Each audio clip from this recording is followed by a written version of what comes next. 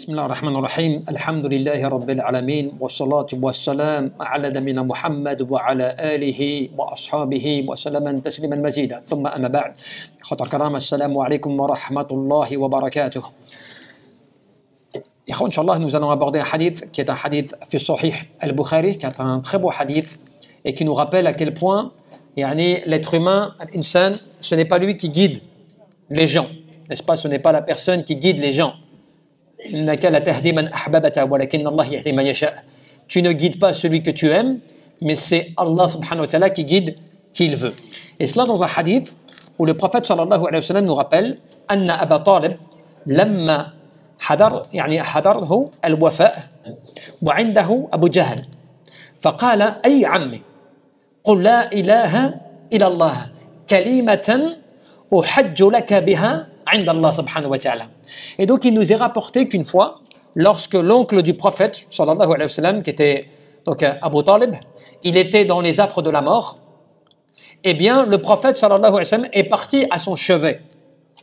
Il est parti à son chevet et il lui dit: ô mon oncle, prononce la parole de la ilaha illallah, qu'il n'y a de divinité qui ne mérite l'adoration si ce n'est Allah. Et pourquoi? Et il donne la réponse: afin que cela puisse mettre la possibilité, que cela puisse me permettre d'intercéder pour toi. C'est-à-dire que cela soit une cause pour toi auprès d'Allah subhanahu wa ta'ala. Abdullah ibn Abi Ubayya, qu'est-ce qu'il dit? Qui était parmi les proches de Abu Talib et parmi ceux qui ne croyaient pas au prophète sallallahu alayhi wa sallam et à l'islam, parmi les grands ennemis même du prophète alayhi salatu wa sallam, il dit: Ya Abu Talib, est-ce que targhabu an millati Abd al-Muttalib, est-ce que tu vas délaisser la religion de tes ancêtres? Est-ce que tu vas délaisser la religion de ton père? N'est-ce pas? Donc, il lui rappelle la tradition ancienne, coutumière, tu vois, qui fait que tu fais les choses par rapport à tes ancêtres, à ton patrimoine, tu vois, à ta coutume. Il n'a pas cessé de lui rappeler cette parole, jusqu'à temps qu'il meure sur cela.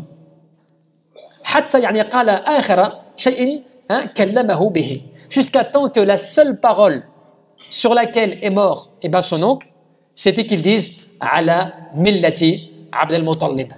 Il dit: je resterai ou je meurs sur la religion de Abd al-Muttalib. Donc c'est-à-dire je meurs sur la religion de mes ancêtres. C'est sur quoi il est parti.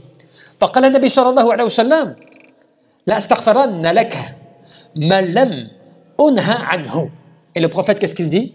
Par sa miséricorde, par sa bonté, par son comportement, par comment ce que le prophète sallallahu alayhi wa sallam était dans sa nature, il dit: je ne cesserai jamais de demander pardon pour toi jusqu'à temps qu'on me l'interdise. Tant qu'on ne me l'interdit pas, je demanderai pardon pour toi.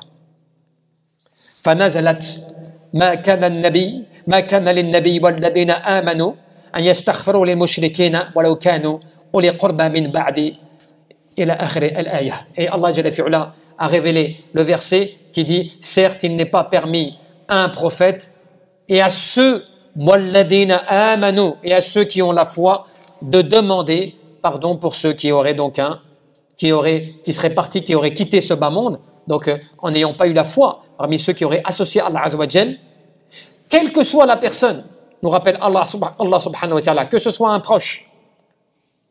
Donc c'est pour dire qu'il n'y a pas de distinction, on ne fait pas de favoritisme selon le type de personne.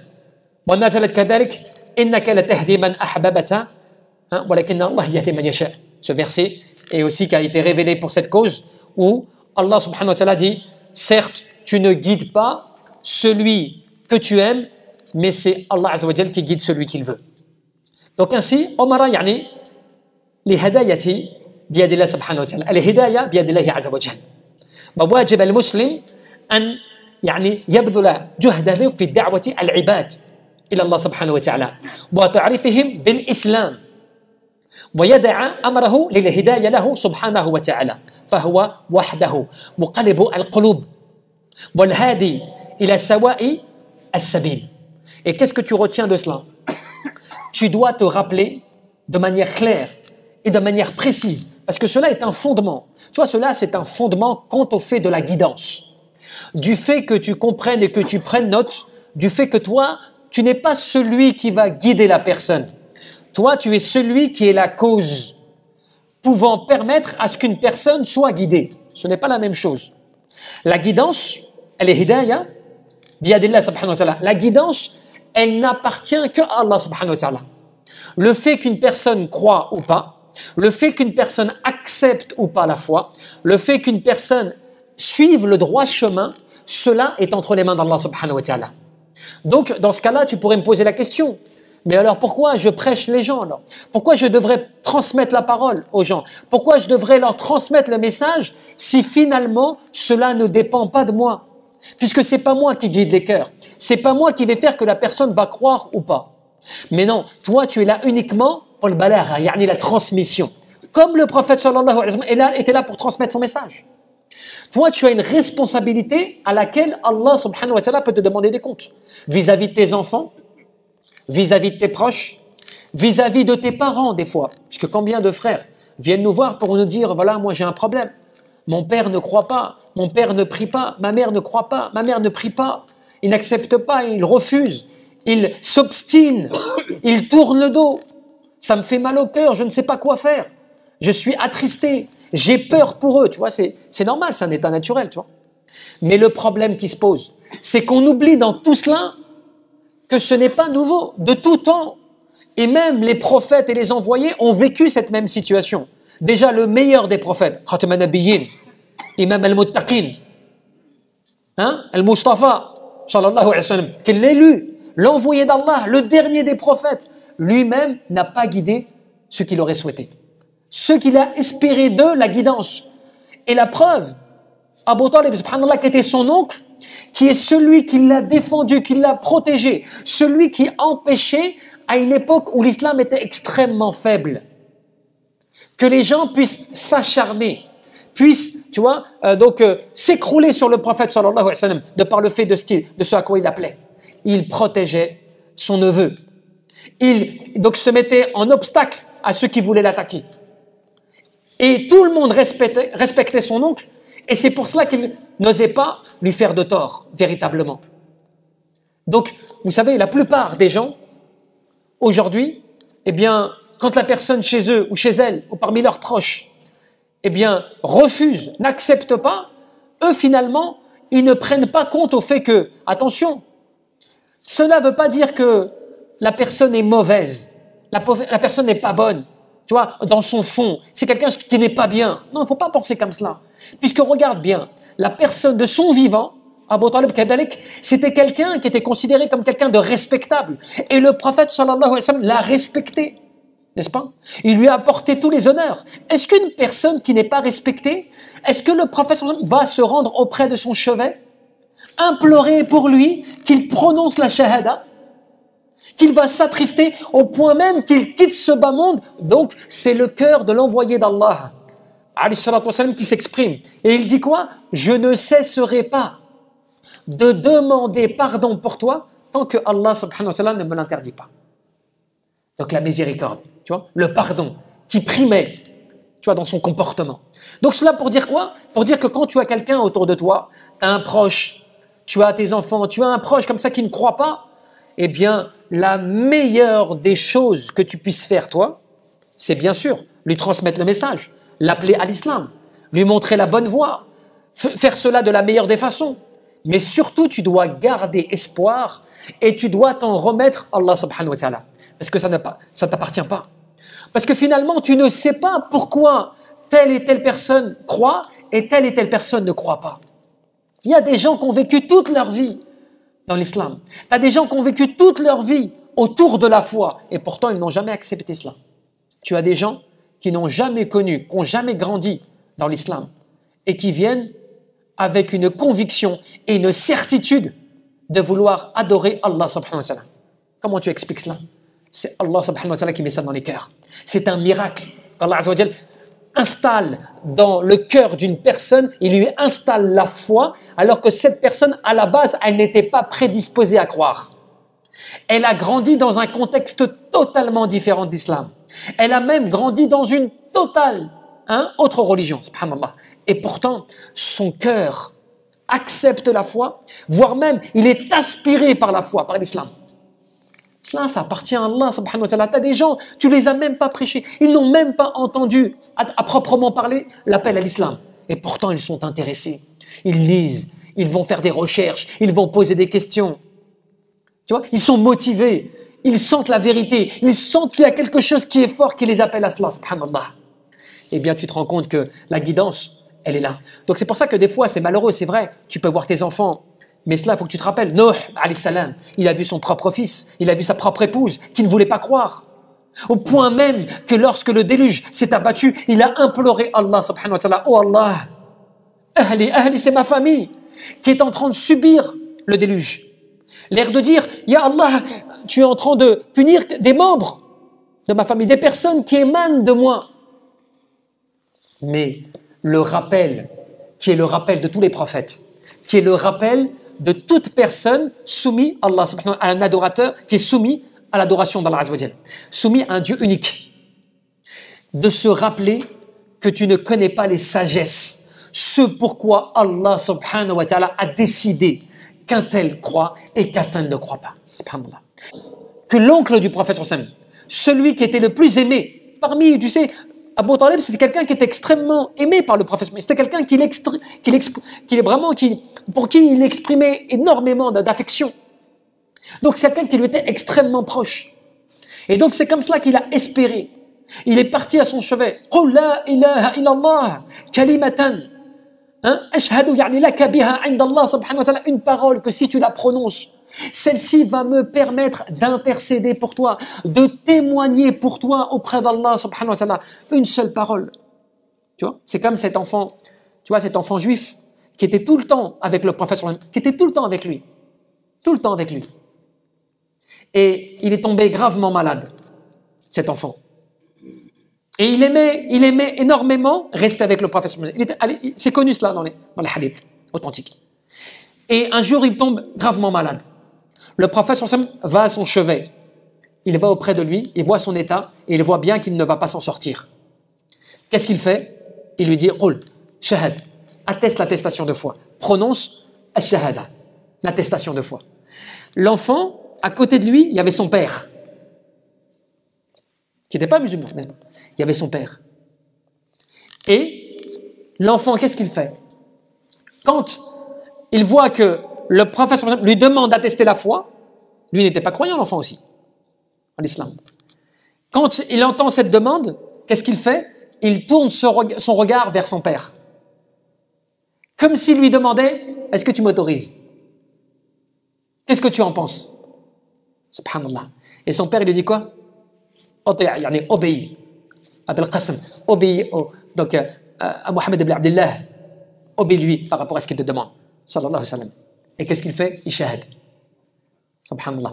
Et le prophète, il fait dua. Alhamdulillah, il a des louanges à celui qui a permis de sortir, de protéger du feu cette personne, cet enfant. Cela, quand tu réfléchis bien, parce que c'est à cela qu'il faut réfléchir. Qu'est-ce qui permet à un moment qu'Allah subhanahu wa ta'ala, il sauve des gens? Qu'est-ce qui permet qu'à un moment, toutes les causes sont réunies pour qu'une personne, elle accepte? Parce que regarde cet enfant, il n'était pas prédisposé à croire. Son père était présent et n'était pas musulman. Mais le bon comportement du prophète, sa bonne manière d'être, son affection, sa tendresse avec les gens, son approche et sa proximité avec les gens, a fait que même le père, il a accepté que son enfant, il atteste la shahada. Non mais c'est un fait qui doit nous pousser à réfléchir, à nous dire que des fois quand tu excelles, quand tu essaies de faire le maximum pour exceller dans le fait de vouloir transmettre le message de la meilleure des façons, eh bien tu peux avoir un impact en face auquel tu t'attends pas. Bien sûr, c'est Allah Azza wa Jal qui a voulu guider cet enfant, qui a fait que la foi a pu rentrer comme cela. Mais c'est avant tout, tu vois, tout cela, ce libre arbitre du père qui accepte, tu vois, bon gré mal gré. Alors que pour son oncle, les gens étaient autour de lui en train de s'acharner auprès de son oncle en lui disant « N'abandonne pas la religion de tes ancêtres ». Et là, quand tu réfléchis, encore une fois, tu te dis quoi? Tu te dis, subhanallah, fais attention. Toi, fais attention, tu vois, aux traditions auxquelles tu t'attaches, tu vois, aux coutumes dans lesquelles, tu t'enfonces des fois. Des choses, tu vois, il y a des choses comme ça, tu les vois beaucoup sur beaucoup de gens, des fois, aux affres de la mort. Des gens qui sont dans les derniers moments de leur vie et ils font des choses où ils sont dans des situations, leur famille prépare pour eux des choses qui n'ont rien à voir avec l'islam. Alors qu'ils sont à deux doigts de quitter ce bas monde, alors qu'ils pourraient se concentrer normalement, tu vois, à essayer de faire le mieux, tu vois, pour qu'ils puissent partir dans les meilleurs moments, dans la meilleure situation, en lui faisant donc répéter l'attestation 2 fois, kalimat at-tawhid, en essayant de faire tout cela, tu vois. Et ben non, qu'est-ce qu'ils font? Ils font d'autres choses, ils préparent il y a plein de gens qui viennent, qui se mélangent dans tous les sens, ils préparent des repas, des choses comme cela, ils veulent ramener des gens, réciter le Coran de je ne sais de quelle manière, tu vois, tout cela. Alors que c'est pas forcément ce qui va être utile. Ce qui va être utile à ce moment-là, c'est de voir la personne dans quel état elle est, de lui faire répéter la shahada, l'attestation 2 fois, de lui faire rappeler le rappel d'Allah subhanahu wa ta'ala, que son cœur soit constamment dans l'istighfar, la demande de pardon, afin qu'elle puisse bénéficier du maximum de causes lui permettant de se faire pardonner. Mais l'essentiel, c'est quoi? C'est que tu te rappelles, tu ne guides pas celui que tu aimes. C'est pas toi qui va faire que la foi, tu vas la rentrer dans le cœur de la personne en face. Et c'est pour ça qu'il faut que tu prennes garde quant au fait que quand ton enfant il croit pas, ou il ne veut pas pratiquer, ou bien ton proche, tes parents, tes proches que tu aimes, eh bien, ce n'est pas en faisant du forcing. Ce n'est pas en leur tournant le dos, tu vois. Ce n'est pas en leur imposant des choses que quelque part tu vas l'emporter sur cela. Parce que des fois, à cause de cela, tu sais ce qui va se passer? Tu vas les éloigner. Au lieu de les rapprocher, tu vas les éloigner. Pourquoi? Parce que ton comportement, ils ne vont pas l'apprécier. Quand toi, tu crois pas, mais regarde comment tu es, imagine, tu meurs demain comme cela, qu'est-ce qu'on va faire de... Tu vois, tu l'agresses un peu, et finalement, en fait, eh bien, tu l'éloignes du message de l'islam. Alors que normalement, si tu parles avec lui avec des bonnes paroles, tu essaies d'être une cause pour lui, mais tu dois pas perdre de vue que ça appartient à Allah, subhanahu wa ta'ala, c'est pas toi qui guide après. Toi, si tu as fait le travail de transmettre le message de la meilleure des façons, tu n'es plus responsable de la suite. C'est ça qu'il faut que tu retiennes. Tu n'es plus responsable de la suite. Toi, tu es responsable de quoi? Quand à un moment, tu peux transmettre le message, tu peux parler, tu peux t'exprimer, tu peux essayer d'orienter les gens et tu dis rien. Tu les laisses comme cela, les gens. Tu vois?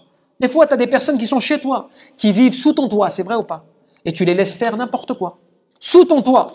Tu acceptes des situations qui vont pas simplement te causer du tort. Même à eux, ça les perd. Quand tu laisses par exemple un jeune ou un enfant ou un ado dans sa chambre pendant des heures, la porte fermée, tu es responsable de cela. De ne pas t'intéresser à ce qui se passe. Qu'est-ce qu'il est en train de faire? Pourquoi il fait comme cela? Pourquoi il s'isole? T'en as certains, ils sont dans la dépression. Ils sont dans une tristesse, ils sont dans une angoisse, ils sont dans une détresse et tu ne le vois même pas. C'est pour ça que des fois on entend des histoires, des parents qui sont choqués parce que leur enfant est parti comme cela. Du jour au lendemain, ils se sont suicidés comme cela. Certains, ils ont fait des efforts, ils ont essayé mais d'autres, il y a des personnes des fois qui ne l'ont même pas vu parce que l'enfant l'a caché cela. Il ne leur a pas montré cette détresse, tu vois.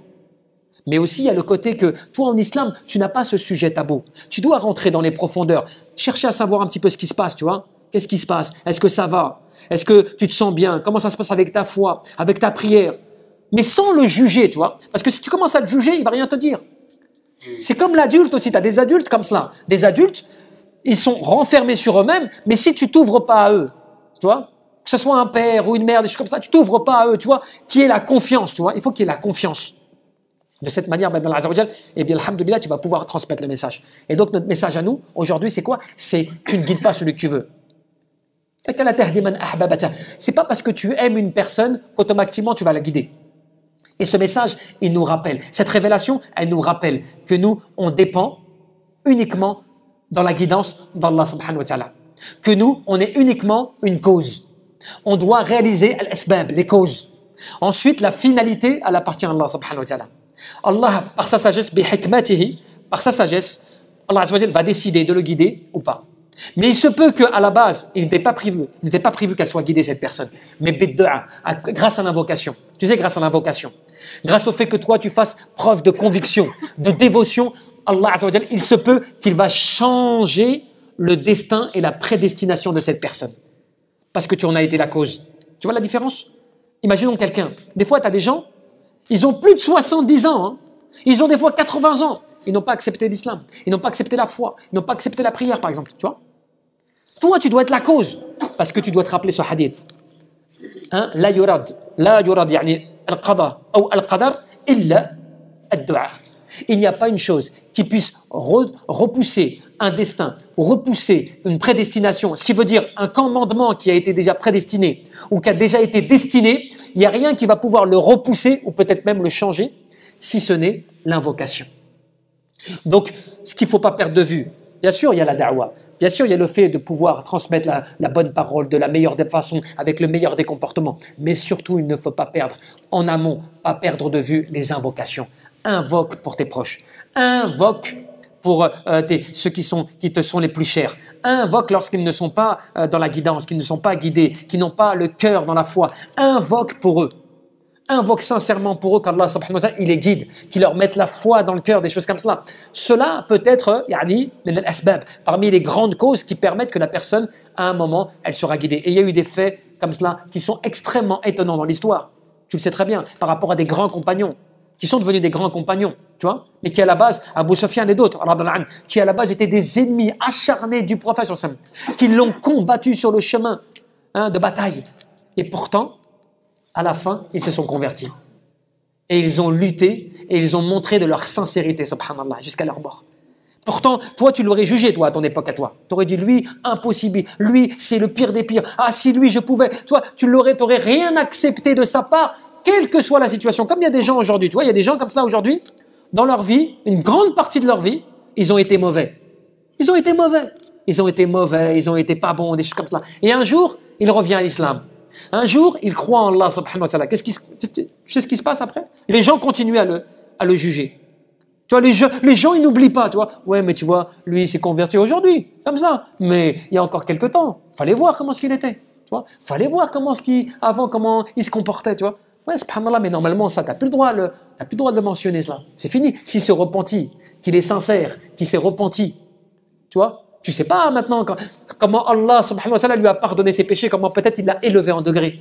T'as plus le droit maintenant il faut que tu acceptes sa foi. Il faut que tu acceptes sa soumission à Allah. Même s'il a été le pire. Même s'il a été le pire, hein. Même s'il a fait des choses graves. Mais il s'est repenti. Il est revenu à l'islam. Il s'est repenti. Eh bien, tu dois l'accepter parce qu'il fait partie de tes frères.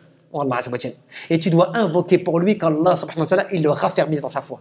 Voilà, mashallah, tu vois, le musulman, le mu'min, celui qui a le cœur, tu vois, alhamdoulilah, comme le prophète, il l'avait, tu vois, avec ses compagnons, avec ses proches, avec les gens de manière générale.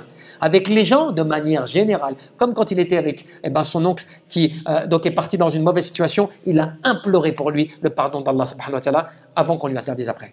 والله أعلم تبارك وتعالى أن يرزقنا الإخلاص في القلوب والعمل والنية. إلى سبيل ربك بالحكمة والموعظة الحسنة وجادلهم بالتي هي أحسن